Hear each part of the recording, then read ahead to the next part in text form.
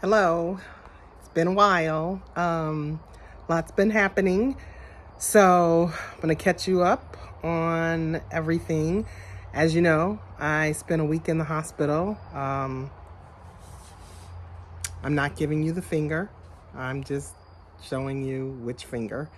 Um, I am gonna take the Band-Aid off because I wouldn't show you the finger before because it was so awful. It was just too gross to show.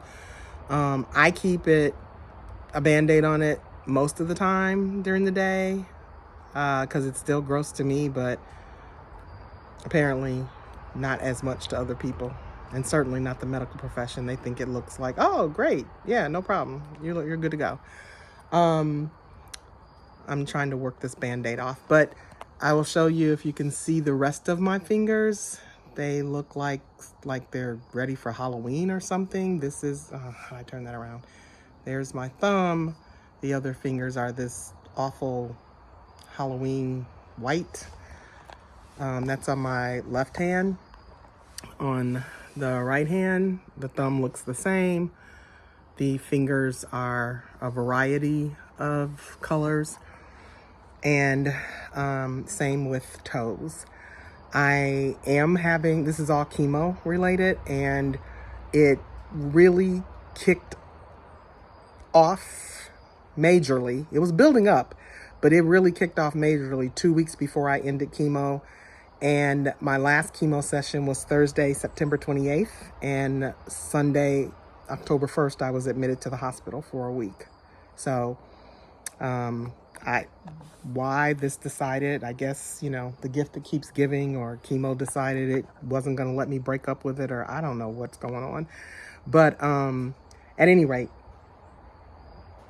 I'm still having finger problems because I've been complaining about my nail beds hurting, but it's really kicked up. They're all throbbing. Pain would be too strong of a word. I don't want to be a drama queen. I can't say that I'm in pain. I will just say that they are throbbing, and I am, they're sore. They're very sore, and it hurts, when I'm using my laptop typing. They're sore. So even that pressure from hitting keys on my laptop causes me extreme discomfort. Pus was continuing to come out of them up until last week.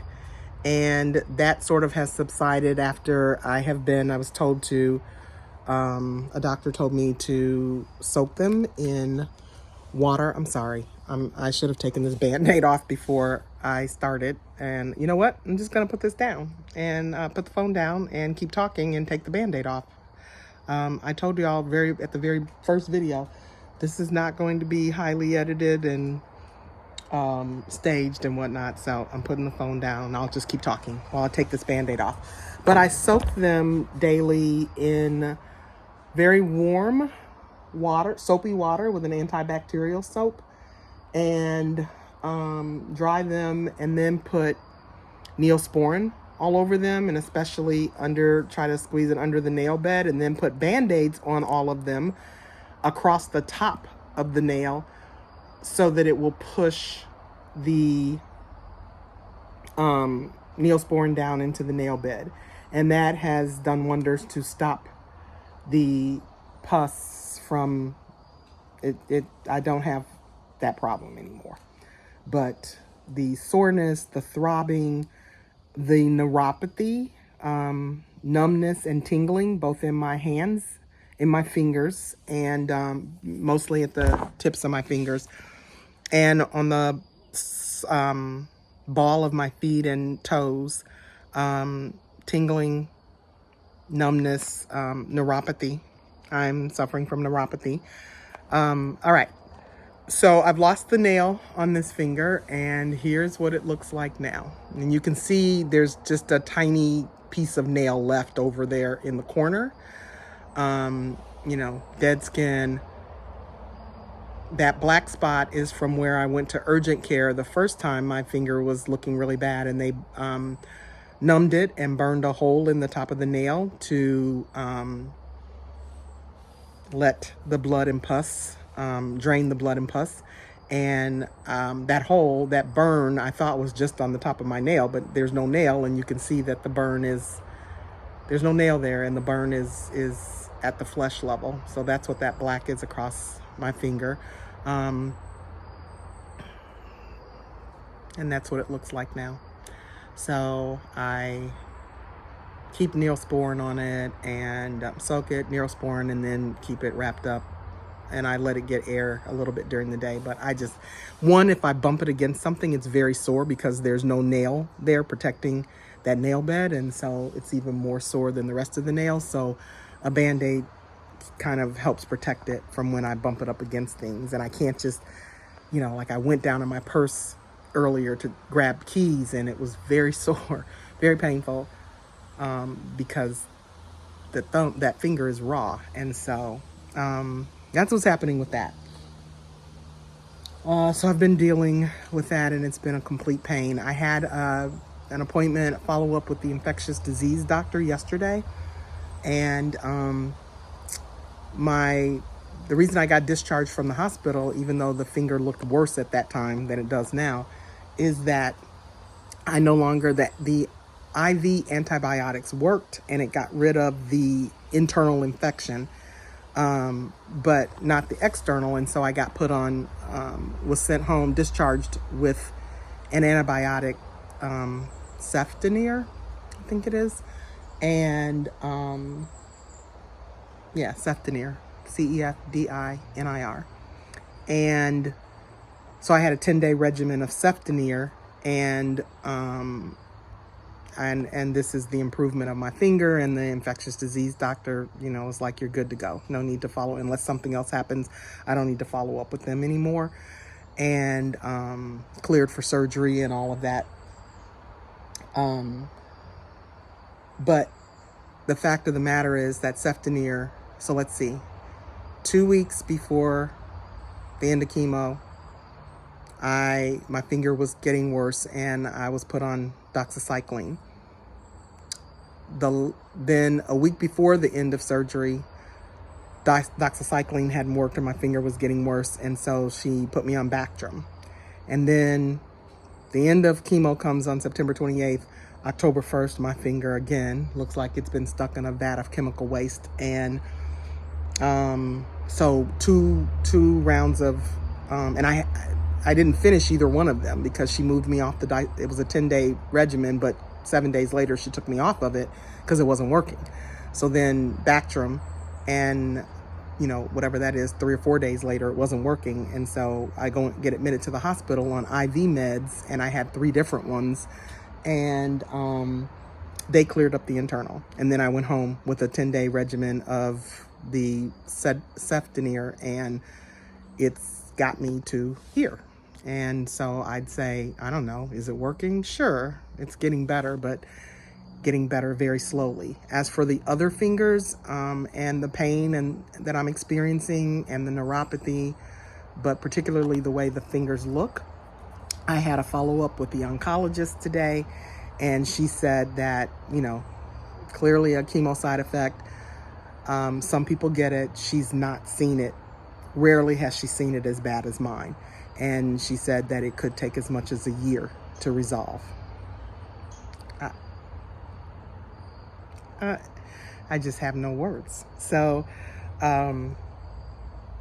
she said prepare for several months and as much as a year for my fingers to heal and return to normal. The neuropathy, it could be an ongoing issue. And so I won't know until I know. All right. So let's talk about the big thing. So I was supposed to be spending October resting from chemo and recovering from chemo. That's what was supposed to be happening in October. And instead I've been dealing with this, I don't know why they give me kid Band-Aids when I go to the oncologist and get labs taken through my port. I just don't know. I don't know why that happens. They love it. They're going to go, we're going to give you a cute little Band-Aid. I'm just like, okay. So surgery is tomorrow, October 25th. How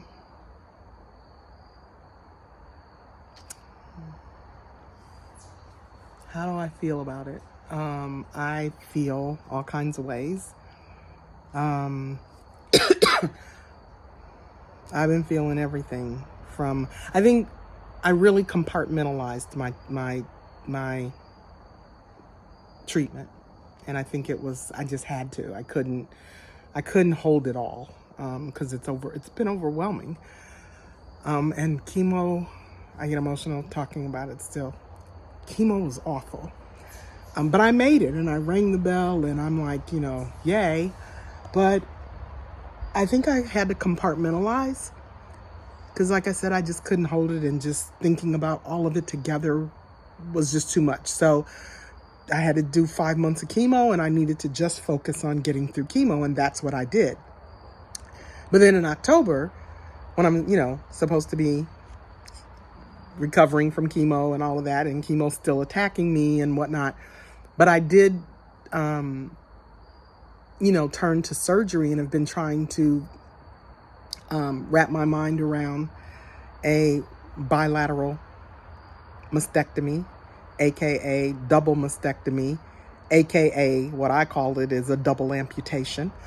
And yesterday I had my pre-surgery consult, I don't know, week before last, with the plastic surgeon.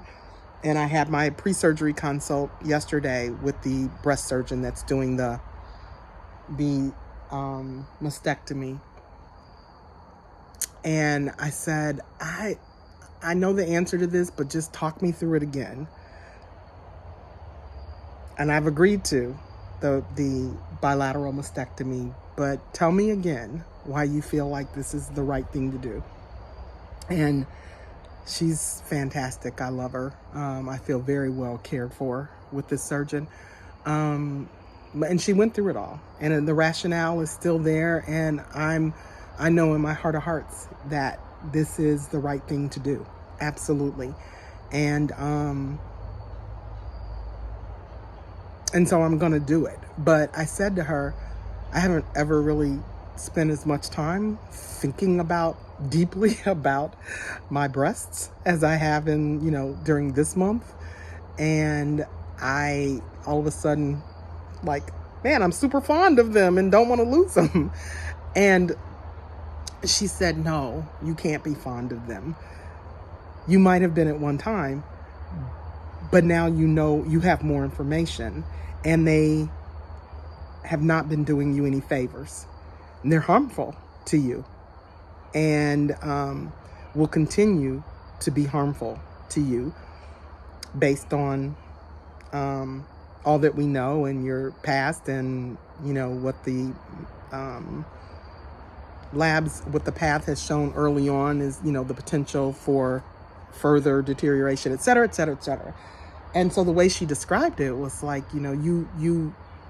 she said, you don't want to hold on to something that's so deeply painful and harmful to you.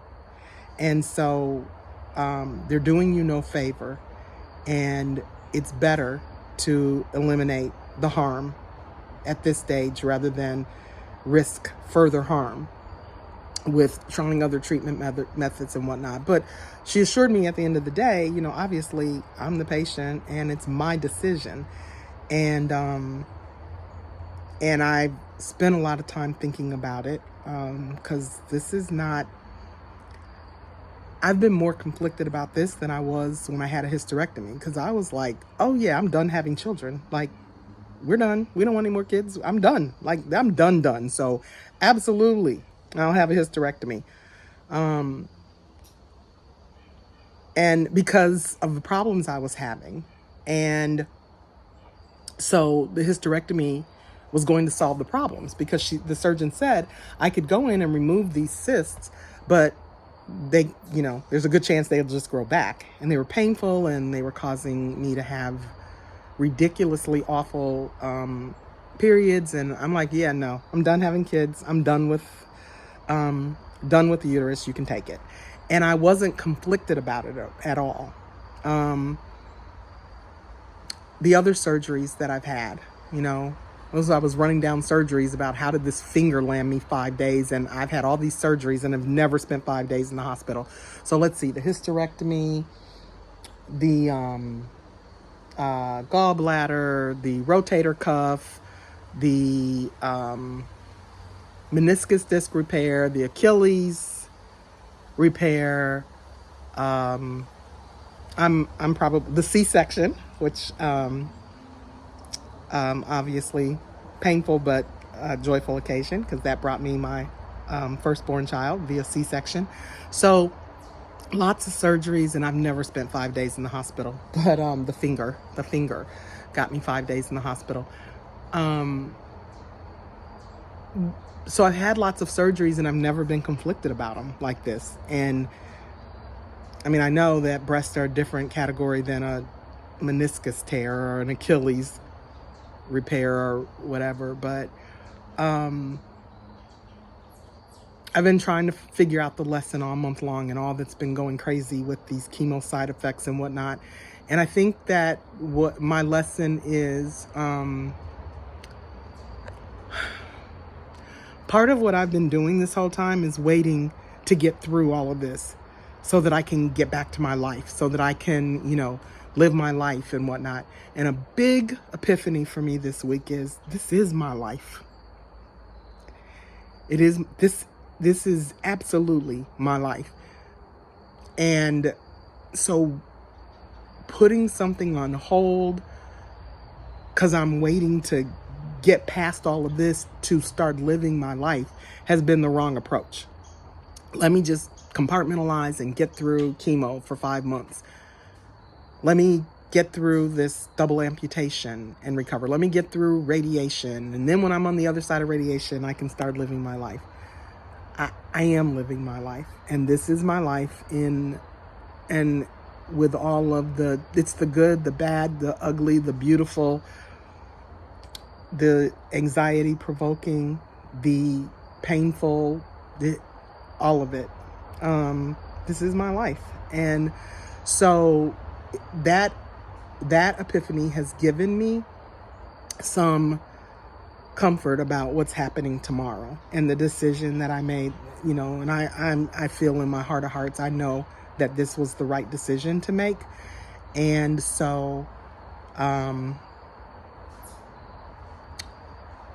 double amputation and an immediate reconstruction. And then I'll rest for a month, recover for a month, and then start radiation.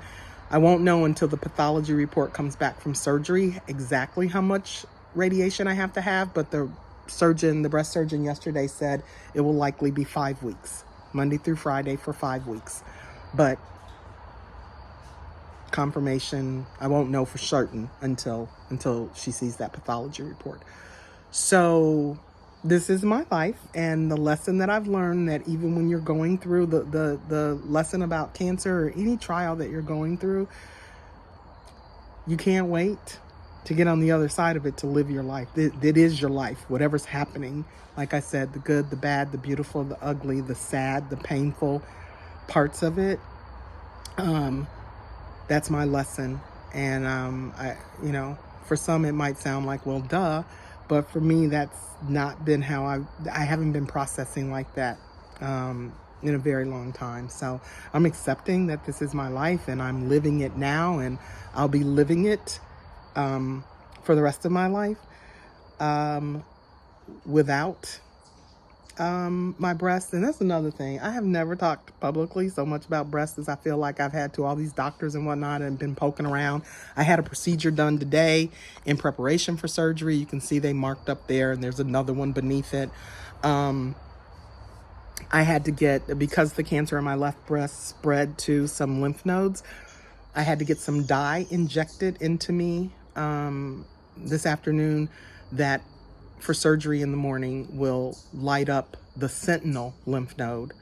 I've learned more about lymph nodes than I ever wanted to know, but you have sentinel lymph nodes and axillary lymph nodes. Axillary, am I pronouncing that right? It's not axillary, it's axillary lymph nodes. And if the cancer has spread to any lymph nodes, because the lymph nodes are in a chain, the very first lymph node that's closest to the breast and where any spread into lymph nodes, it would hit that first lymph node. That is known as the sentinel lymph node. So this dye that got shot into me, if there is any cancer in the, that's not right. The dye that got shot into me is going to highlight the sentinel lymph node. So the surgeon can see it. It's going to ding, ding, ding, blue. Show up blue for the surgeon tomorrow, which is the sentinel lymph node. Now, how this dye knows which is the sentinel one, but it knows because it's the first one in the chain. And apparently is, whatever. I'm not even going to try to act like I have all of the science down about it. That's what the sentinel lymph node is. So the surgeon will be able to see that, and she'll remove that one. That will be tested and that is a way of them knowing how successful treatment has been. If there is no cancer in the sentinel lymph node, then there's no sense they have no need to take other lymph nodes, because that's the first one. And if the cancer didn't get there, it certainly didn't go over it or under it or around it and go jump across it and get to some other lymph nodes. So there's my layperson's explanation of this dye and the sentinel lymph node, and why she'll know which one it is, because it will be lit up like blue, some color blue. So let me just talk about this surgery. I'm, again, having the bilateral mastectomy, which means both breasts are being removed. It is not a nipple. I am not doing a nipple sparing surgery. Some women have nipple sparing surgeries, so that even if they get implants, they still have the areola, their natural areola and nipple. I will not. The biggest reason for that decision is that the tumor in my left breast was very close to the areola and nipple. So any microscopic, unseen parts, there are women who have had nipple sparing and then the cancer, unbeknownst to, being able to see it, even microscopically, they get implants and, a year or two later, there you go, it pops up in the nipple. So I am not sparing the nipple. So when I get done, unless they choose to do something once they start cutting, I will have, it could either be 4 incisions, or it could be, 5 incisions or 3. So one would be up here on each breast at the top, and then one across that removes the nipple and areola, and then one under my arm where they've removed at least the sentinel lymph node, unless they find out something more, and they might remove, more than the sentinel lymph node once I'm cut open. Or there might just be 3 incisions, one across across the nipple and areola area, taking that and pulling tissue out from there, plus the one under my arm to remove the sentinel lymph node. So I don't know what I'm going to have, but there are going to be multiple incisions, non-nipple sparing. And so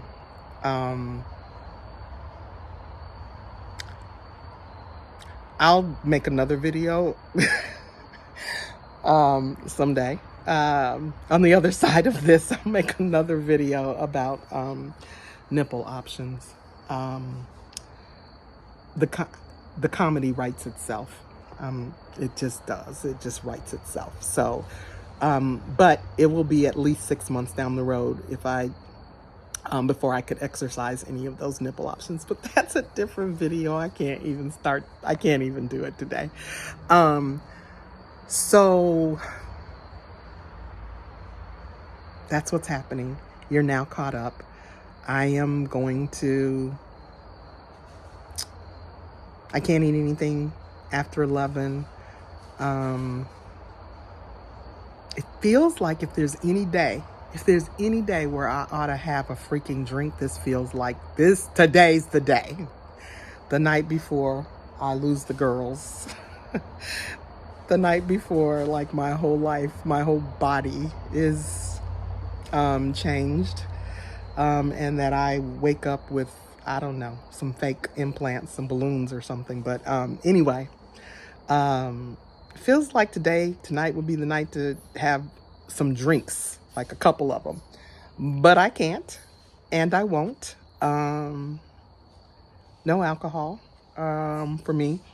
And even when I'm on the other side of this and can drink, I don't know that I will, because there is a increased risk. There's a correlation between drinking alcohol and breast cancer, and nothing like that fact right there to make me go, alcohol, what? No, thank you. I'm a mocktail girl all the way down. But, you know, a glass of wine every now and then would probably be, not probably, a glass of wine every now and then would be fine, which is all I ever did anyway. But I think it would give me anxiety every time, and it's not anxiety that I need in my life. And so, I probably won't have any more alcohol ever again. I don't know. It's just not a thing. It's just not a thing. So, I won't be having any tonight, not even a mocktail. I'm gonna drink some, I don't know, grapefruit juice, or something. So that's what's happening. You're all caught up. I will make another video post-surgery as soon as I can, including if I can tomorrow. Because again, I got to be there at 9:15 in the morning. So I don't know, surgery probably starts an hour later. I don't know exactly what time surgery's scheduled for. But they told me to plan to be there, including with recovery time, 6 to 7 hours. So their surgery will be, for the 2 surgeries, will be 4 to 5 hours. I've also never been under anesthesia that long before. So, yeah, so surgery will be 4 to 5 hours for both surgeries together. And then an hour to 90 minutes in recovery. Anyway, so I'll be home tomorrow evening. And if I'm able to, once I'm situated, I have a medical, a recliner chair coming. It was supposed to be delivered today. I forgot all about that. Wow. Okay, I was supposed to have a recliner chair that's a lift chair delivered today. I was so busy running around getting all of these medical appointments and procedures done and whatnot that I completely forgot about that. And they were supposed to call me about a delivery window and all of that, and I forgot. Chemo brain. So I don't know if they're coming tomorrow, and now they're closed, so I'll have to call them in the morning or have my sister call them. And maybe it'll get delivered tomorrow, maybe it won't, but I hope so, because laying flat in the bed is going to be really hard. Getting flat and getting up from laying in the bed. The recliner will allow me to sleep more comfortably, and then when I need to get up, you know, go to the bathroom, to shower, those types of things, it'll lift me, help lift me out of the chair. So that will be helpful. Oh, I also will be coming home with drains. I am like all the things, like, this is ridiculous, right? And they gave me post-op instructions for home care, and I read it and was like, these are all the things that nurses used to do, and all they've done, and I'm not blaming the medical field, I'm blaming insurance companies. I feel like all they've done is transfer the care that used to be done by professionals who A, weren't squeamish about this stuff like I am, and B, trained in it. They've just transferred it to the patient. So I am coming home with at least 2 drains. There will be at least 1 drain on each side of me, coming out of my sides, and I will have it for approximately 2 weeks. It's possible that I could have more than 1 drain, but on each side, more than 2 drains. But I'll have the drains for approximately 2 weeks. And so that's enough. This video's gone way too long, but I did want to catch up on everything.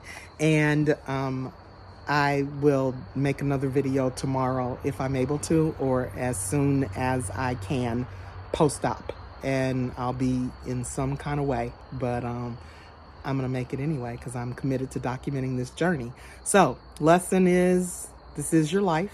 Live it when you're going through stuff. Don't be thinking that somehow you're waiting to get over something, waiting to get past something, waiting for some event to happen. to live your life. Whatever's happening, it's your life. So I will talk to you all later. And those of you who pray, I welcome them. Those who want to send good thoughts, I welcome them for a very successful surgery. And I will see you all on the other side. Bye.